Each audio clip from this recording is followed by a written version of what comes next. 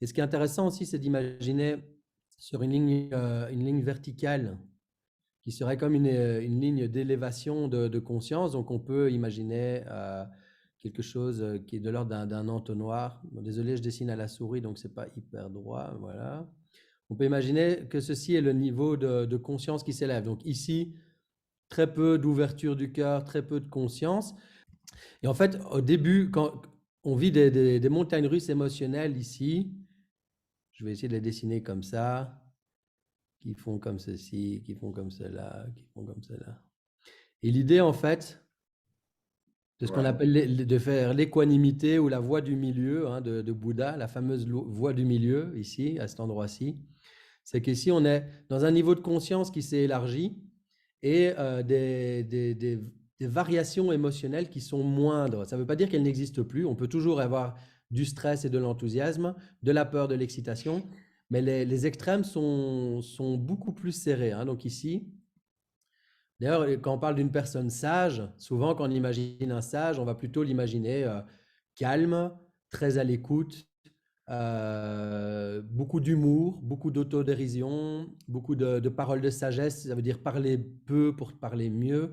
Et en fait, c'est cette image qu'on a de la sagesse, hein, on peut aller jusqu'au Bouddha, là, hein, comme celui qui est derrière moi, là derrière, où là, il se passe plus grand-chose en fait au niveau émotionnel. C'est même pas un grand sourire ni un tirage de gueule. C'est vraiment, même le sourire devient la voie du milieu, c'est-à-dire un endroit où ça devient équanime. Le mot, c'est l'équanimité, qui est la stabilité émotionnelle.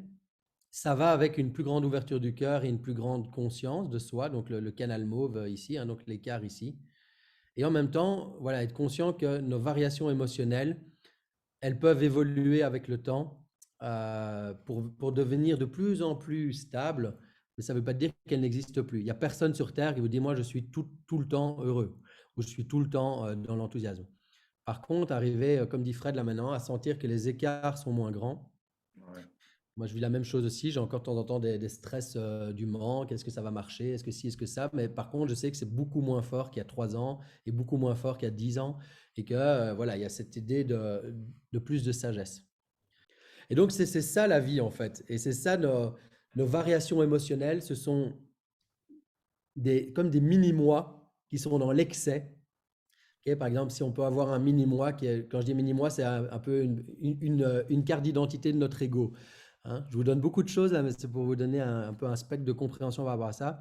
Si vous avez une partie de votre ego qui est très fort par exemple, dans le besoin que tout soit tout le temps parfait et sous contrôle, mais quand vous allez dans cet excès-là, vous allez aussi aller souvent visiter l'excès du laxisme, de la procrastination à outrance, du je fous plus rien, je me fous devant Netflix en buvant une bière, en mangeant des chips, parce on a nos polarités opposées tout le temps en conflit et on fait des allers-retours entre des extrêmes, donc des moments d'hyper-productivité ou des moments d'hyper rien à foutre. Et ce qui est intéressant, c'est d'arriver à trouver cet endroit où on trouve l'équilibre entre je suis productif et je me repose. Et c'est ça la sagesse et c'est ça le chemin entrepreneurial et c'est ça le chemin du bonheur en fait. Ce n'est pas d'être tout le temps dans l'excès optimal, c'est de trouver l'équilibre. C'est la voie du milieu. C'est le sourire neutre. Je tire pas la gueule et je suis pas non plus en train d'éclater de rire, je suis juste bien quoi. C'est la posture qu'on prend naturellement en méditation aussi. Si vous méditez, souvent ben, il y a un visage qui se détend, il y a comme un sourire neutre qui s'installe et on peut le sentir dans son corps aussi ça. Espèce de, je suis ni excité ni dans la frousse.